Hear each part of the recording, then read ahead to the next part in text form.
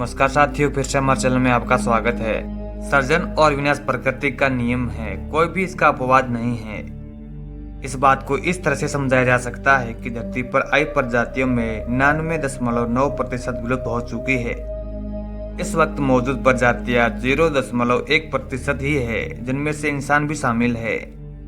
इन सब में धरती पर सबसे ज्यादा समय तक राज करने का रिकॉर्ड डायनासोर के नाम है, करीब 16 करोड़ साल।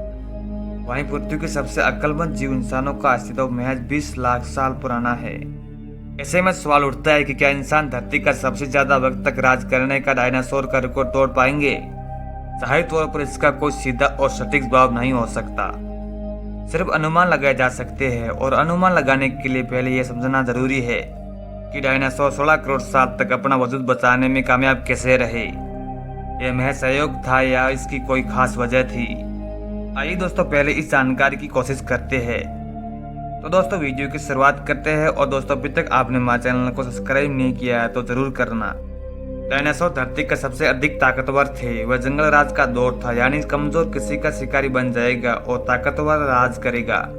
कुदरत का यह कानून शक्तिशाली डायनासोर के हक में गया। 16 करोड़ साल के इतिहास में किसी भी दूसरे प्राणी ने उनकी सत्ता को सीधी चुनौती नहीं दी।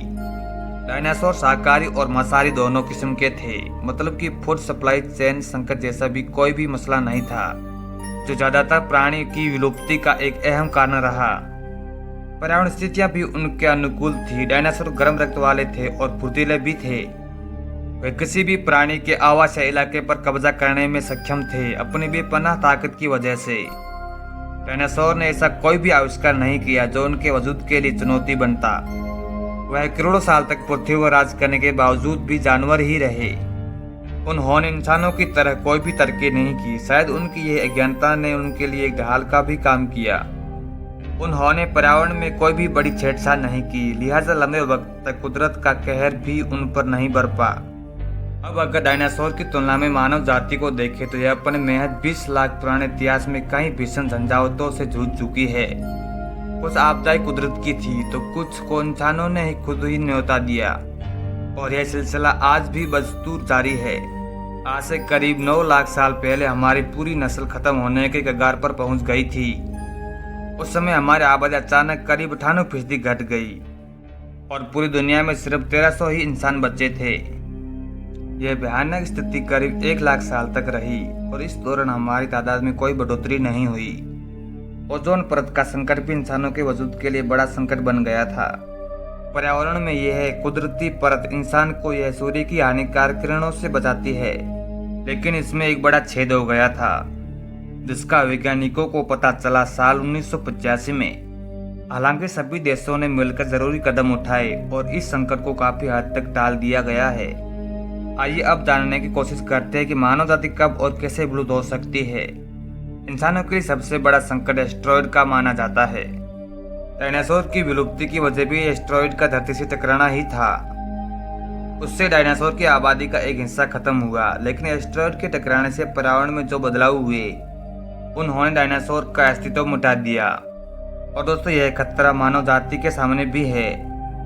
एक्सपर्ट्स के मुताबिक 1 करोड़ साल पहले बड़े एस्टेरॉयड टकराने की ऐसी घटना होती है।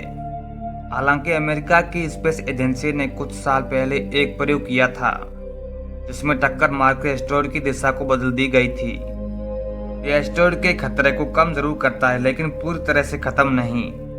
कई विशेषज्ञों का मानना है कि इंसान अपनी विनाश खुद कर लेगा और इसमें ज्यादा वक्त भी नहीं बचा है। ब्रिटेन के एस्ट्रोनॉमर रॉयल और कैम्ब्रिज यूनिवर्सिटी में प्रोफेसर सर मार्टिन रीस अपनी किताब में और फाइनल होर्स में लिखते हैं कि 21वीं सदी के अंत तक 50% से अधिक इंसान अपना वजूद नहीं बचा पाएंगे। उनका मानना है कि अपना विनाश खुद कर लेगा। वह इंसान की विलुप्ति को तकनीक से जोड़ते हैं। उनका कहना है कि तकनीक से सिर्फ हमारे विनाश की पटकथा नहीं लिखी है, बल्कि उससे भी और भी आसान बना दिया है। मानव सभ्यता ने एटम बम और डिजाइनर वायरस जैसे कई खतरनाक हथियार भी बना दिए हैं, जो उनके वजूद के लिए खतरा बन सकते हैं। ये वास्ट बायोटेक्नोलॉजी से नए वायरस विकसित किए जा सकते हैं। यह आसानी से संक्रमित करने के साथ ही HIV और कैंसर जैसे घातक भी हो सकते हैं। भविष्य में बनने वाली सुपर इंटेलिजेंट मशीनें भी मानव सभ्यता के लिए खतरा बन सकती है। ब्रिटेन की बॉस यूनिवर्सिटी में इवोल्यूशनरी बायोलॉजी एंड पैलियोंटोलॉजी के सीनियर लेक्चरर निकोलस लॉक्जरी का मानना है कि मानव प्रजाति विलुप्त की तरफ बढ़ रही है। निकोलस के मुताबिक ये सवाल नहीं है कि हम विलुप्त होंगे या नहीं, सवाल ये है कि हम विलुप्त कब होंगे।